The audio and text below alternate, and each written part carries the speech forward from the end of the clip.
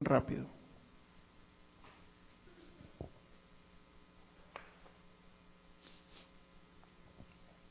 Bien rápido porque dicen los que estudian las técnicas de aprendizaje que los 20 minutos iniciales de una exposición son en donde nuestra mente retiene la mayor cantidad de información. Los demás, pues sí se retiene algo, pero mucho menos que lo que nosotros como expositores desearíamos. Así que vamos a hacerlo rápido, amén.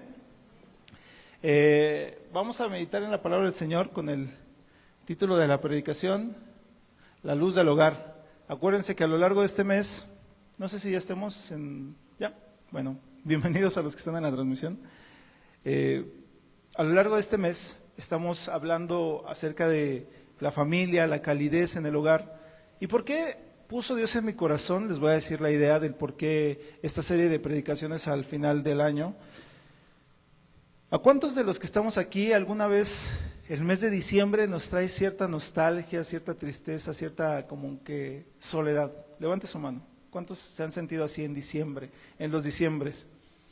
Puede ser por muchas razones, ¿no? Porque ya se está terminando el año, porque de alguna forma afrontamos personalmente lo que pudimos o no pudimos hacer, porque al final del año hacemos mentalmente esa cuenta de decir, bueno, en enero me propuse ir al gimnasio y no fui al gimnasio. Me propuse terminar bien mi ciclo escolar y más o menos lo terminé, ¿no? Terminé panzando, ¿no?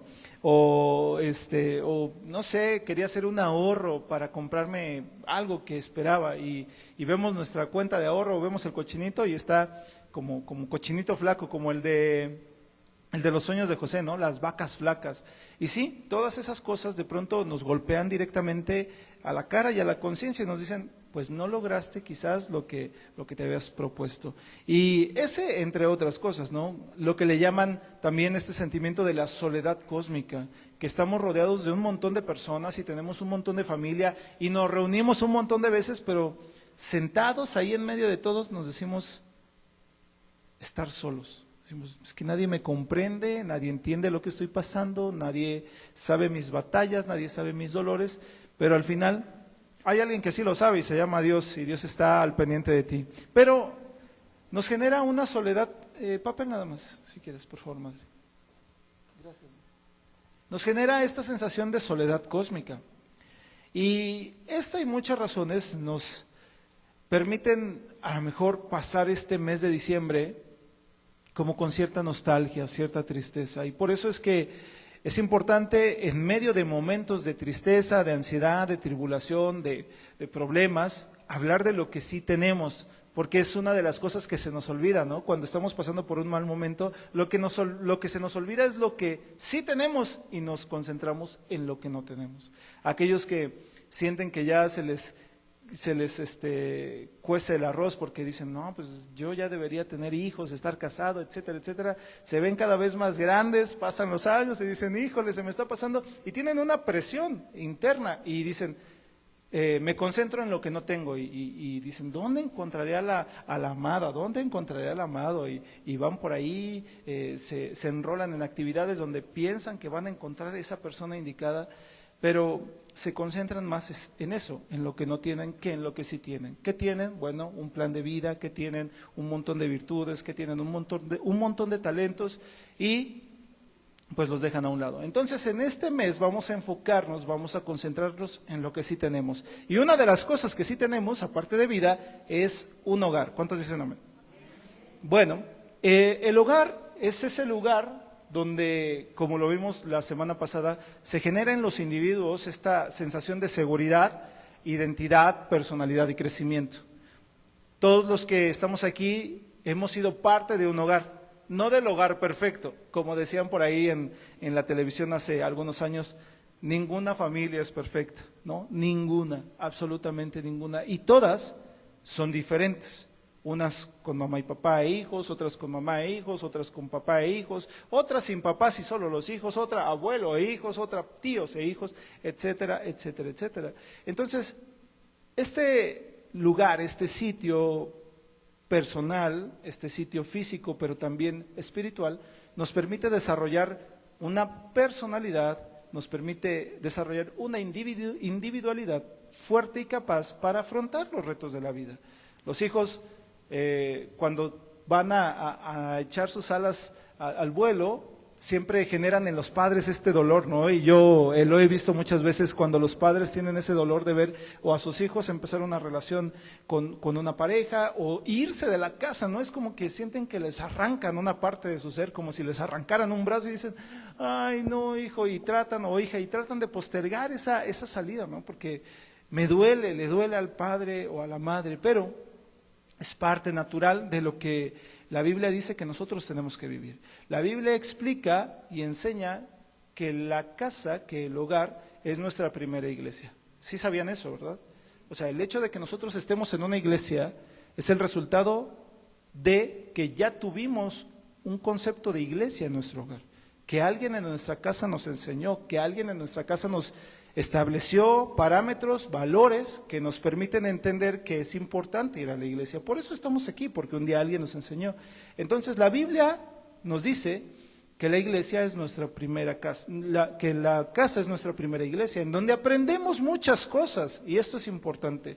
El hogar, los padres no deben delegar la responsabilidad a los pastores de que los pastores les demos valores a sus hijos. Claro, en la iglesia se habla de valores, pero los padres nunca pueden ser reemplazados. Los papás que están aquí digan, no puedo ser reemplazado, ni por el pastor, ni por el maestro. Que es una cosa que sucede, ¿no? Los padres mandan a los hijos a la escuela y dicen, yo espero que ahí te enseñen a respetar. No, en casa se enseña a respetar. Y en la iglesia, en la escuela se refuerza. En la casa se enseña a amar a Dios, a orar a Dios, a buscar a Dios, y en la iglesia se refuerza. Pero no puede ser delegada esa responsabilidad de los padres. Bueno, entonces vamos a ver que el hogar se comporta como una luz, como un faro, como una lámpara en medio de las tinieblas. Y vamos a ubicarnos en la primera carta a Timoteo, capítulo 3, versículos 4 y 5. Vamos a intentar entender lo que la Biblia nos dice que es una forma de modelo de hogar, o cómo es que un hogar puede ser un hogar sano. Dice la palabra, primera carta a Timoteo, capítulo 3, versículos 4 y 5, es necesario que gobierne bien su casa, hablando del papá o el líder de la casa, que gobierne bien su casa, que tenga a sus hijos, ¿cómo dice ahí en su Biblia? Sujetos. ¿Qué significa estar sujetos? Aquí hay un tema interesante. Sujetos. ¿Qué les viene a la mente cuando leen ahí la palabra sujetos? ¿Qué significa estar sujeto? Esta es una enseñanza clave para los padres y para los que van a ser padres. ¿Qué significa estar sujeto? Firme, obediencia, pero cuando yo le digo a alguien, si yo te dijera, Dulce, sujeta a Jairo, ¿qué es lo que piensas? ¿Qué es lo que haces? Lo amarras, amarrar, para detener, para que no se mueva. Fíjense la diferencia entre sujetar y detener o encarcelar. Los padres, hay ocasiones en que tienen esta necesidad, y es una necesidad natural, de cuidar a los hijos. Los padres no quieren que los hijos pasen por los malos baches que pasaron los padres. Y entonces, ¿qué hacen? Los aprisionan. Y dicen, no hagas esto, no hagas aquello, no explican el por qué, pero dicen, no lo hagas. No salgas aquí, no salgas acá, no te juntes con él, no te juntes con ella, no estudies esto, no estudies aquello, trabaja en esto, trabaja en aquello. ¿Por qué? Le pregunta el hijo o la hija, pues solo hazme caso porque tengo la experiencia. Siempre que pienso en sujeción, no sé si algunos de ustedes han visto en vivo y en directo un rebaño de ovejas. ¿Alguien de aquí ha visto alguna vez un rebaño de ovejas? Levante su mano. A ver, Jean, ¿has visto cómo le hacen para que las ovejitas no se vayan por donde quieran? Con una vara. Además de eso, ¿qué otra cosa? ¿Quién ha sido observador de cómo le hacen para controlar a las borreguitas? Las borreguitas suelen ser tranquilas, pero necesitan también, por ejemplo, un pastor y un perro, por ejemplo, un perro ovejero, por eso hay perros ovejeros. Pero hay algo que se les hace a las borreguitas. Mamá, tú no digas, tú sí sabes. Alguien, necesito a alguien que sea observador, que piense. Bueno, sí se les habla con cariño, como a los hijos, ¿no? Se les debe hablar con cariño. Pero hacen algo, los pastores hacen algo y es amarrarle las patas. No sé si han visto que les amarran las patas, pero les amarran las 4. Si les amarraran las 4, ¿qué pasaría con la oveja? No podría dar ni un paso. Sin embargo, les amarran 2 patas, de manera que las mantienen controladas, pero les dan libertad. Es una forma en cómo controlas, como medio controlas, sin quitarle la libertad a la oveja. Y esto es algo que se enseña en la palabra. A los hijos no se les debe controlar.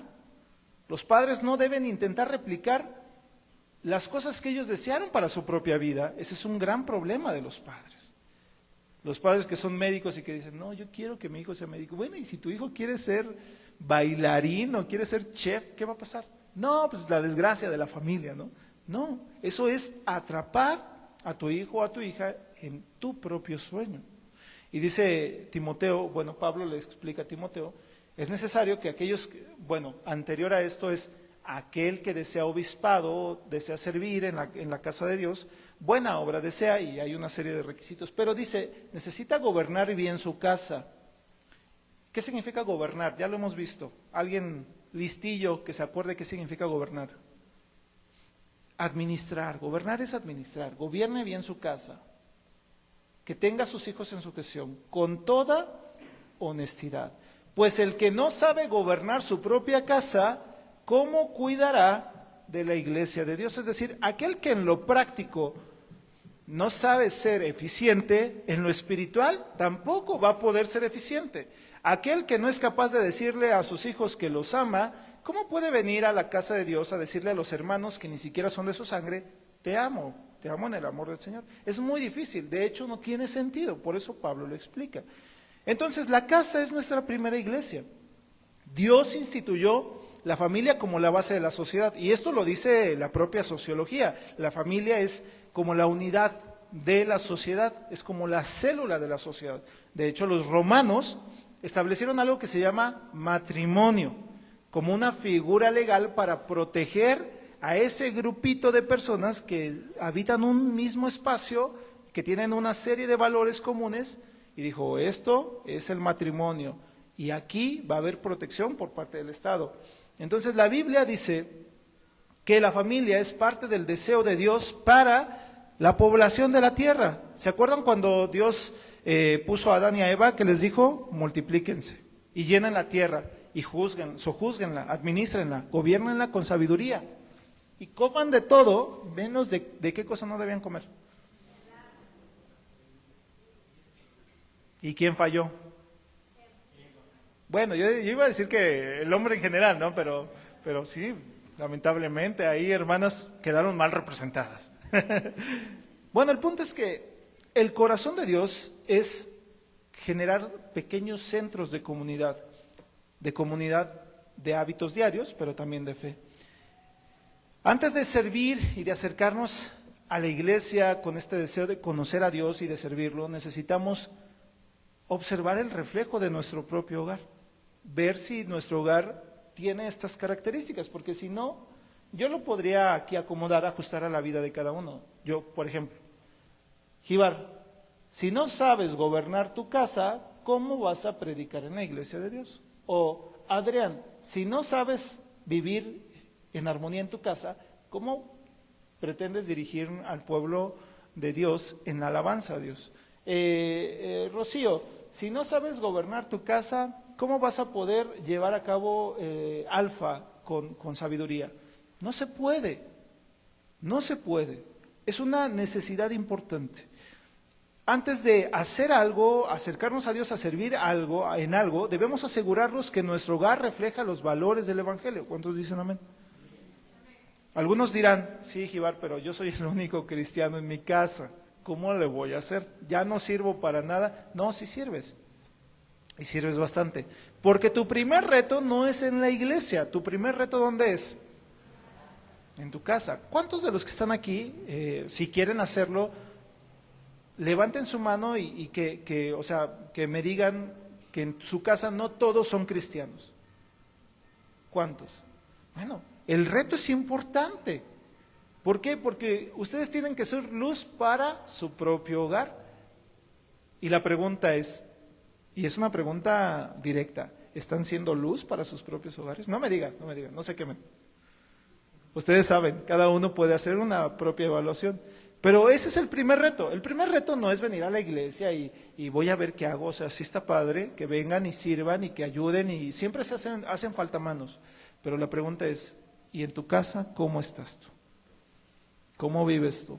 ¿Cómo son tus valores? ¿Cómo proyectas tu personalidad cristiana? ¿Cómo son tus valores cristianos? ¿Cómo te ven tus padres?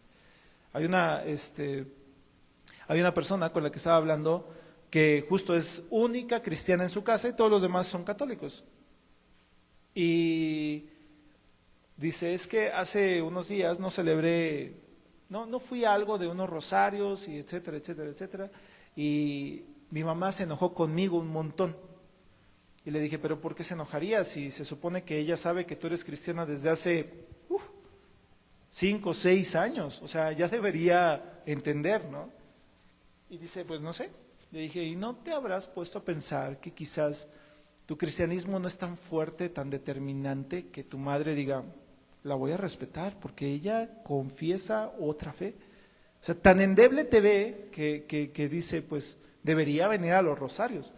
Y entonces le digo, quizás el reto personal tuyo sea que tu cristianismo se note, no porque sea un cristianismo aplastante, sino porque sea un cristianismo genuino que hable de Dios a través de ti.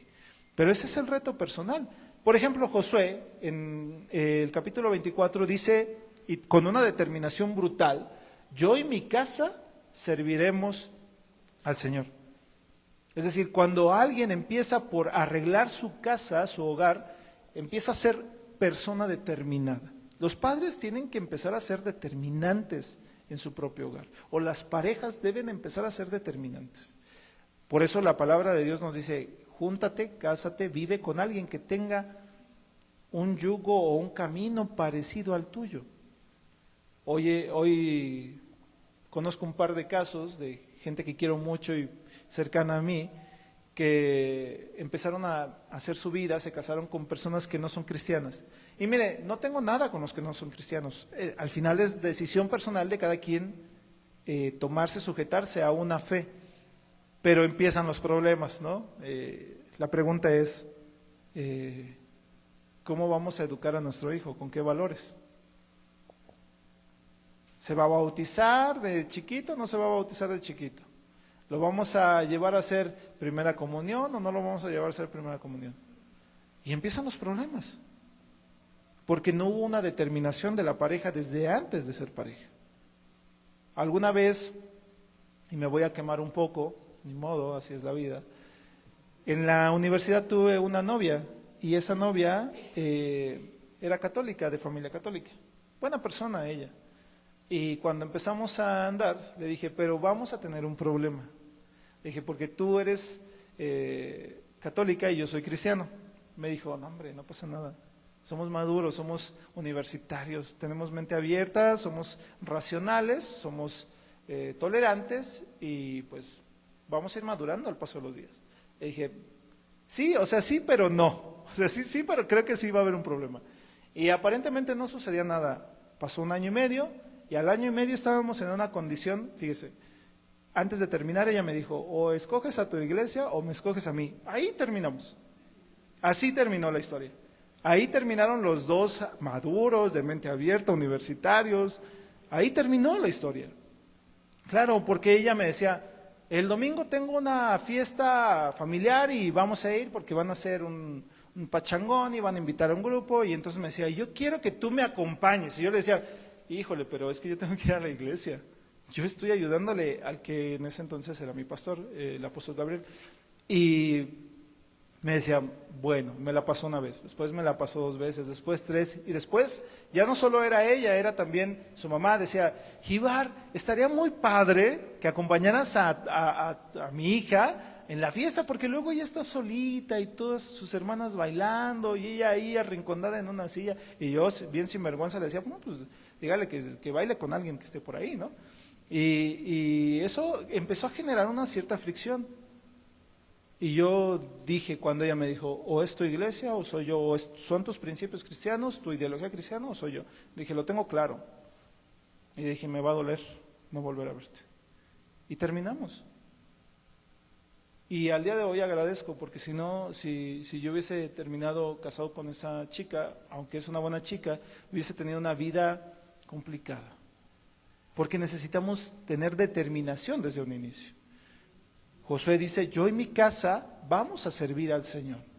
La importancia de la determinación y el orden en una casa es tremenda, porque un hogar en orden no significa perfección. No hay familia perfecta, no hay matrimonio perfecto, no hay pareja perfecta, pero sí hay parejas que viven en orden, donde cada uno entiende su propio papel, donde cada uno hace lo que tiene que hacer y contribuye de la manera que tiene que contribuir. El que es líder, líder, el que es sustento, sustento, el que es apoyo, apoyo. Y entonces ese hogar puede empezar a tener su luz propia. La luz del hogar comienza cuando hay armonía espiritual. ¿Cuántos dicen amén a eso? Es verdad. Eso pasa en todos los ámbitos de la vida. Cuando uno hace equipo en la escuela, en la universidad, con los amigos correctos, los compañeros correctos, el trabajo sale espectacular. Pero cuando el equipo está conformado por el que sí hace todo y los demás que son holgazanes, pues al final sale como puede salir, todo a medias. En el trabajo lo mismo, si estamos en un área en la que todos son dedicados, en la que todos son buenos, el área empieza a ser productiva. Pero ¿qué pasa si estamos en un área en la que tú eres productivo, pero todos los demás son de estas personas que viven al mínimo esfuerzo, que son desinteresados, que les da pereza? ¿Cómo va el área? Empieza a decaer. En mi trabajo viví estas fases de las áreas que eran apoyadas, eran promovidas, y las áreas que iban desapareciendo. Había un área de unos chicos que se la pasaban, uno de ellos era bien sinvergüenza porque se la pasaba dormido, literalmente en su escritorio, estaba ahí cabeceando y dormía, porque en las noches el muchacho trabajaba haciendo videos de 15 años, de bodas, y los editaba, y entonces toda la noche no dormía, llegaba al trabajo y se sentaba en su escritorio, funcionaba unos media hora, una hora y se quedaba dormido. ¿Saben qué pasó con su área? Se murió. ¿Saben qué pasó con él? Fue despedido. Ahora, traslademos eso a la casa. Cuando una casa no vive en armonía y los padres pelean con los hijos, los padres atrapan a los hijos o quieren atraparlos, los hijos quieren liberarse de los padres, los hijos desobedecen a los padres, ¿cómo termina ese hogar?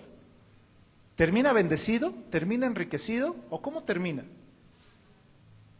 Termina mal, todos terminan lastimados, todos terminan con esta sensación de fracaso, de frustración, porque es importante que el hogar entienda que no hay hogar perfecto, pero que sí hay un hogar que es ordenado. Ahora bien, ¿cuál es el papel de los padres? ¿Cómo deben comportarse los padres para que sean líderes, que sean buenos líderes o como lámparas que guían a los hijos? Bueno, el padre, la Biblia lo establece y da una idea, aunque no es exclusivo, pero el padre tiene la idea de el liderazgo. En la Biblia, la figura del padre, la figura paterna, es la del hombre que liderea su hogar, el que es la cabeza y el que de alguna forma tiene la visión de hacia dónde debe ir su casa. Esto no es exclusivo, porque ustedes me dirán, bueno, y si un hogar como el mío no tiene papá, porque se fue por ahí y ya no regresó, ¿qué pasa con la mamá? La mamá asume un rol, que es el rol del papá. Por eso luego nosotros como mexicanos decimos, el día del papá también felicitamos a la mamá, ¿no? Porque tenemos padre y madre en una sola persona. Pero el principal rol es aquel que tiene la visión, sea papá o mamá. Se sugiere que sea el papá. La Biblia dice, por algunas razones específicas, como que el hombre tiene fuerza, tiene esta capacidad de generar, no que la mujer no. No vamos a hacer la pelea del feminismo hoy. Eso lo dejamos para otro día. Pero está establecido eso, ¿no? Que hay una figura de liderazgo. Ahora, cuando los padres, ninguno de los dos es capaz de ser líder, ¿qué sucede con los hijos? Se pueden desviar y pueden perderse influenciados por cualquier cosa, por cualquier tontería. Hay muchos van a saber, hay una chica que se llama profesionista o profesional en la grafología, que sale en redes sociales y que dice, si escribes con tinta azul, vas a bajar de peso. Y muchos le creen, dicen, sí, es verdad. Algunos de aquí seguramente ya hubieran hecho sus planas en color azul, ¿no? Pues ya para fin de año, para salir bien, ¿no? Y parece una tontería y usted diría, Jehová, ¿cómo crees? Es una tontería, ¿quién lo va a creer? Bueno, hay un montón de gente que lo cree. Chicos, chicas, que lo creen. Como esta famosa receta, hola, bienvenido. Hay una famosa receta que antes, hace no mucho, era, si quieres bajar de peso, tómate una agüita caliente, tibia, con limoncito en las mañanas y con eso, mira, vas a quemar un montón de calorías, vas a bajar grasita. Eso no es verdad, pero lo creemos, ¿por qué? Porque no tenemos claras las cosas, porque no hay una visión de largo alcance. Y esto pasa porque los padres no asumen su rol como líderes. Los padres tienen que decirnos, mira, hacia allá va la familia. Estos son nuestros valores, esta es nuestra ideología, esta es nuestra fe, estos son nuestros principios, esto es en lo que creemos. Pero si no hay quien lo haga, entonces por eso los chicos salen y aprenden de los amigos.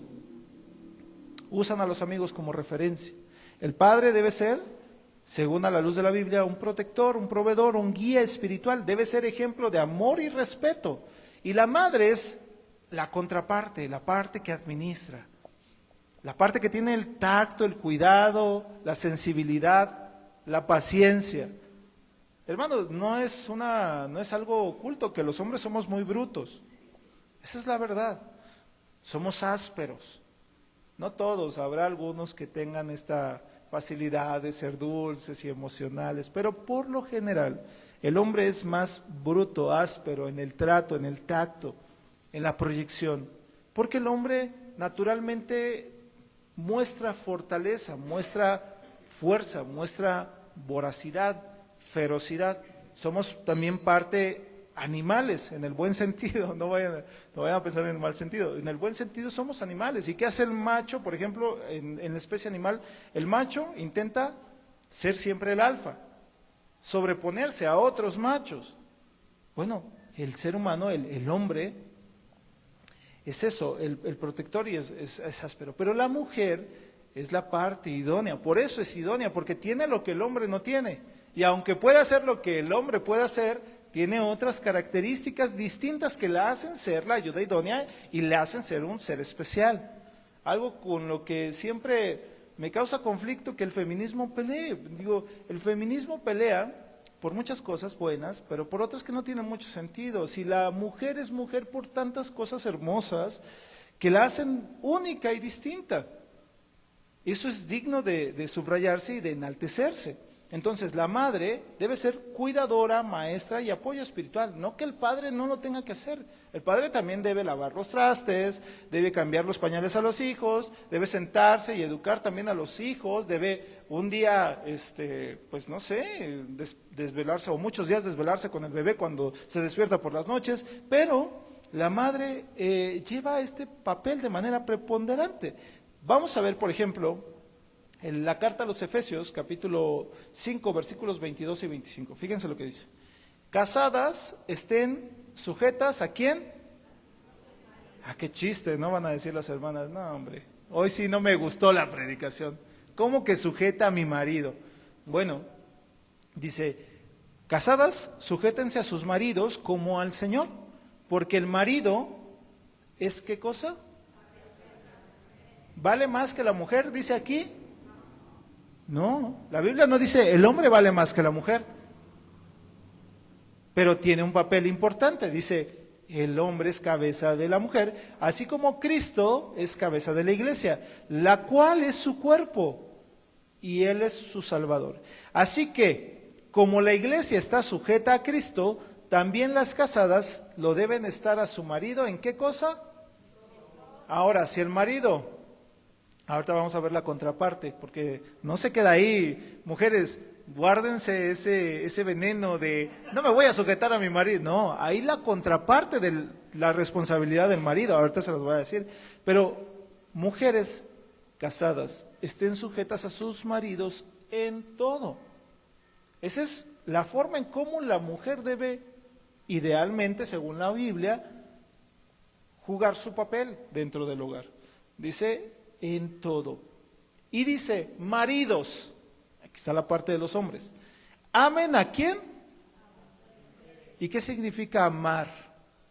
En el concepto más amplio, dar la vida por su mujer. Aquel que le pega a su mujer no está dando la vida por su mujer, no la ama. Aquel que no cuida de su mujer, no la ama. Aquel que no protege a su mujer, no la ama. Por más que diga, sí, mi amor, yo te amo y te voy a bajar la luna y las estrellas. Si no le demuestra con actos de amor que genuinamente la ama, si no da la vida por ella, entonces no la ama. Solo es un buen orador o es un buen prometedor. Pero no la ama. El amor no solo se menciona, sino también se proyecta y se vive. Dice, maridos, amen a sus mujeres, así como Cristo amó a la iglesia. Imagínense, ¿qué es lo que hizo Cristo por la iglesia? Murió.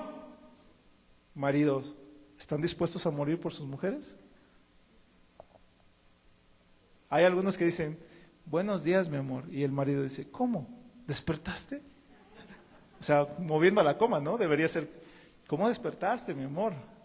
¿Cómo? ¿Despertaste? No, maridos tienen que dar la vida por la iglesia, así como por su mujer, así como Cristo la dio por su iglesia y se entregó a sí mismo por ella. El marido tiene que estar entregado a su mujer y su mujer al marido. ¿Ven cómo es una relación perfectamente equilibrada? Como dice por ahí un personaje de película de ciencia ficción, perfectamente equilibrado, como todo debe ser. Y los hijos son bendecidos cuando la familia, cuando los padres viven así. Los hijos necesitan ver una relación saludable. A mí me da mucha tristeza que, cuando menos en el modelo latinoamericano, muchos de los que estamos aquí vimos a nuestros padres pelear. Algunos a sartenazos y otros a lo mejor con gritos. Y no es algo que nos haya producido nada bueno. O vimos a nuestros padres separarse, o vimos a papá irse con otra mujer o a mamá irse con otro hombre. Y eso genera traumas, genera ansiedad, genera incertidumbre, genera inseguridad, porque entonces los hijos se sienten como en un limbo, como en un olvido, porque lo que menos importa para ellos así lo conciben, son ellos. Lo que importan son los papás, son ellos se importan a sí mismos. Y lo que le pasa al hijo no le importa a nadie. Los hijos necesitan ver una relación saludable entre sus padres, basada en amor, en perdón y en trabajo en equipo. Nada de que vieja, hazme esto, vieja, aquello, vieja. No. Amor, trabajemos esto, en equipo esto, hagamos esto. Colosenses capítulo 3, versículo 19 dice, maridos, amen a sus mujeres y no sean ásperos con ella. Ásperos con ella. Tienen que hablar los hombres con delicadeza a sus mujeres. Entonces ya vimos cuando menos los padres, cómo deben funcionar dentro del hogar.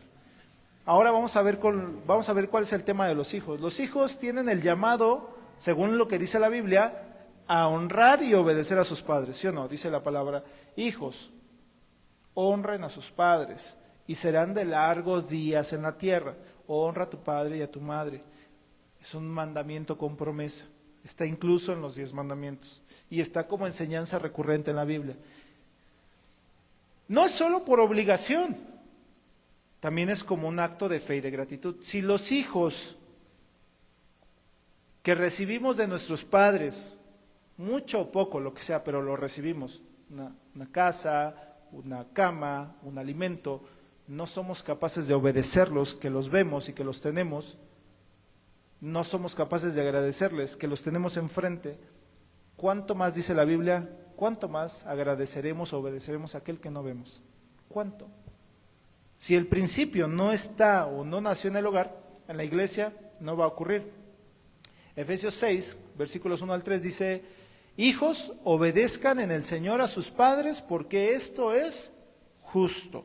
Y muchos dirán como hijos: sí, pero mi papá se equivoca o mi mamá se equivoca. La Biblia no dice: juzga a tu padre o a tu madre si están haciendo lo correcto, si son justos, si está correcto lo que te están diciendo. No lo dice. Tu trabajo como hijo, nuestro trabajo como hijos no es juzgar a nuestros padres, es obedecerlos, porque eso es justo. Si tu papá o tu mamá se equivocan, eso es tema de ellos.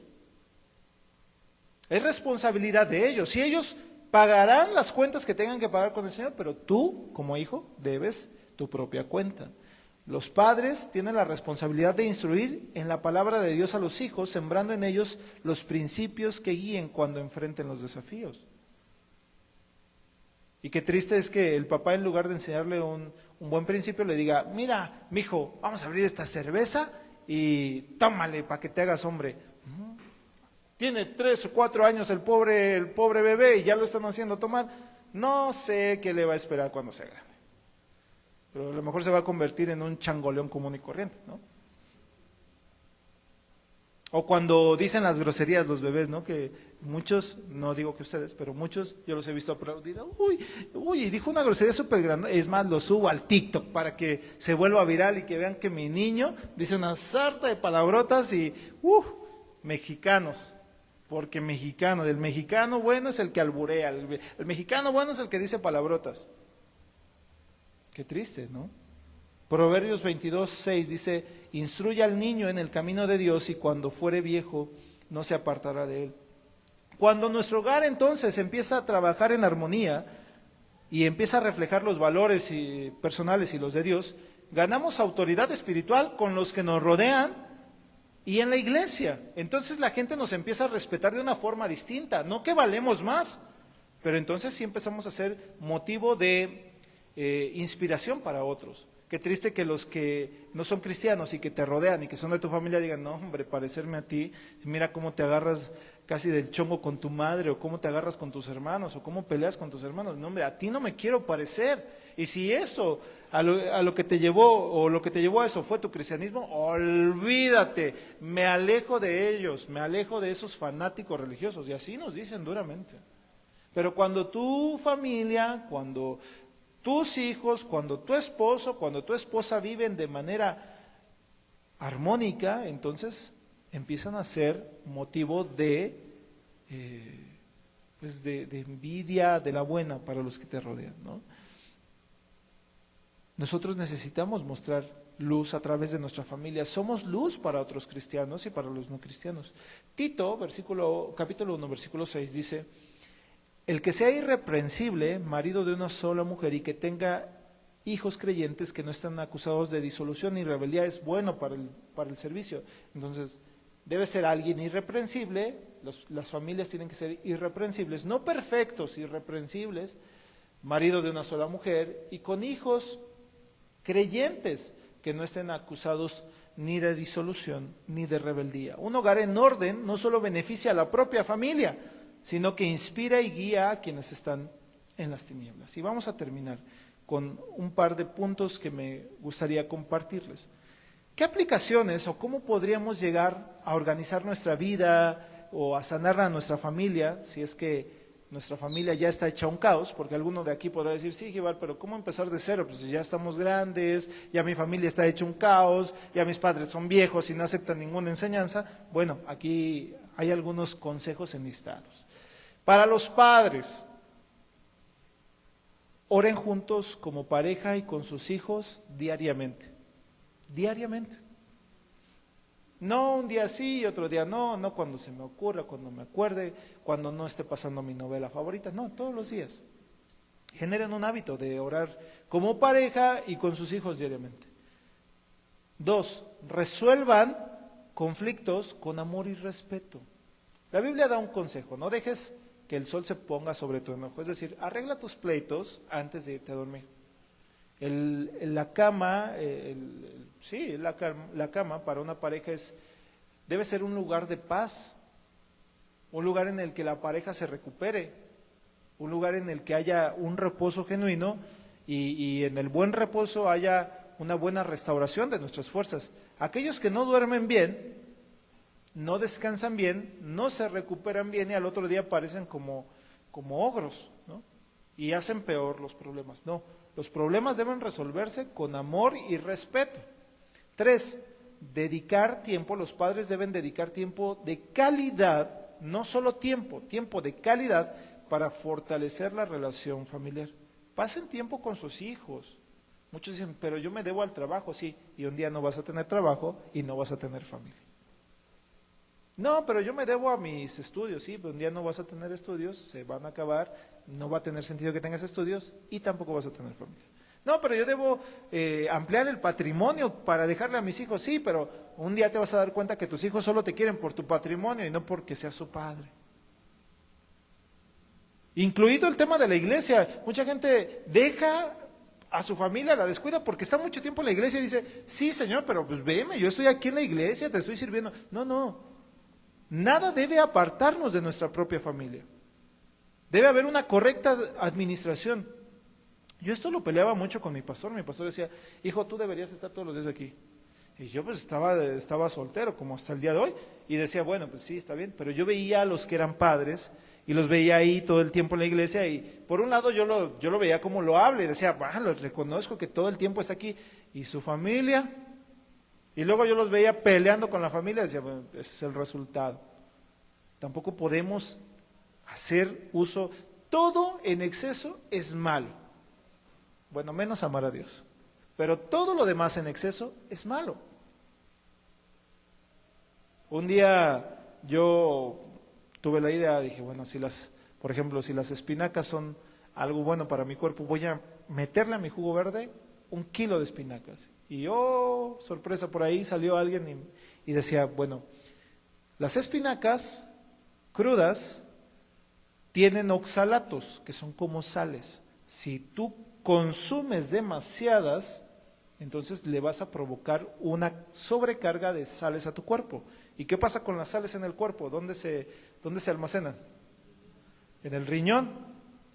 Se hacen piedras.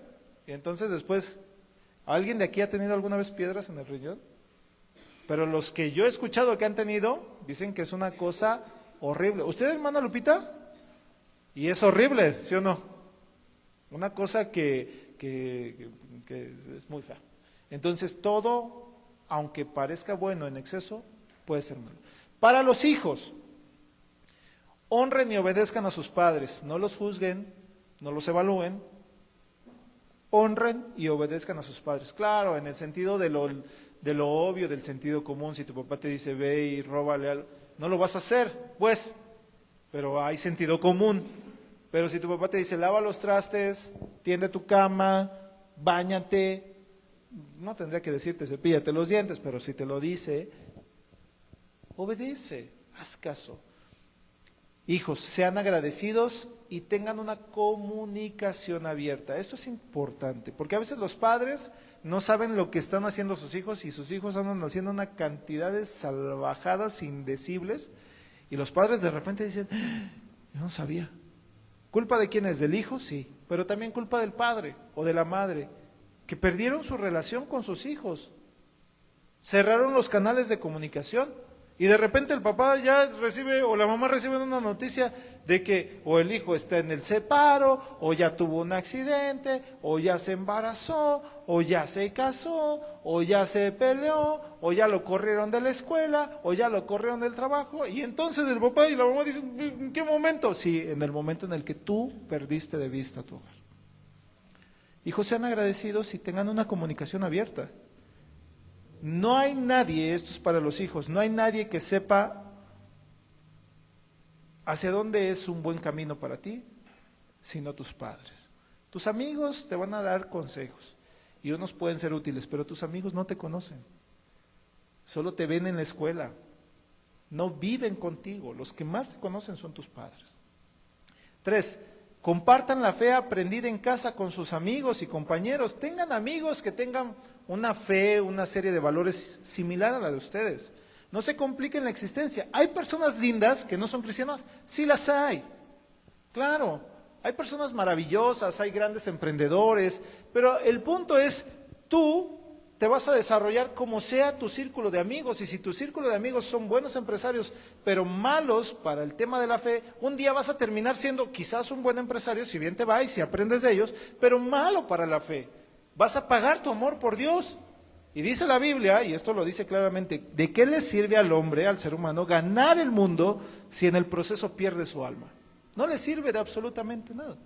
Entonces tienes que aprender a compartir tu fe con tus amigos, y los que se queden y que aporten a tu fe serán buenos elementos para tu desarrollo de vida y serán amigos dignos que te acompañen toda la vida. Y para todos, hay que darle la prioridad a Dios en las actividades diarias, orar, agradecer en la mañana, en la tarde por los alimentos. No tienen que hacer oraciones de 1 hora. Pastor, pero ¿cómo crees que voy a orar por cuando me despierto, cuando voy a salir, cuando se me va a acabar el día? No, puedes hacer una sencilla oración con tus padres de 1, 2, 3 minutos. Eso no te quita tiempo. Claro, si te paras y entras a las 8 y te paras a las 7:40, evidentemente no te va a dar tiempo. Vas a salir, lo que quieres es salir corriendo y que todos los semáforos estén en verde y que el metro pase a la hora que tú estás parado ahí. Claro, eso es lo que tú quieres, pero no, dale el tiempo a Dios, prioriza actividades de Dios, practica el perdón y la empatía, o practiquen el perdón y la empatía entre ustedes, siéntense en su casa y pónganse a cuenta si están peleados. No, que el tiempo lo cura todo, nada, el tiempo no cura nada, el tiempo solo nos hace viejos, no nos cura, los que nos curamos somos nosotros tomando la decisión de perdonar o de pedir perdón.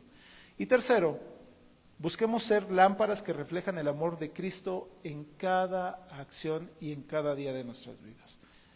Un hogar en orden, donde Cristo es el centro, no solo ilumina tu vida, sino que también se convierte en una guía para los que están allá afuera perdidos en el mundo.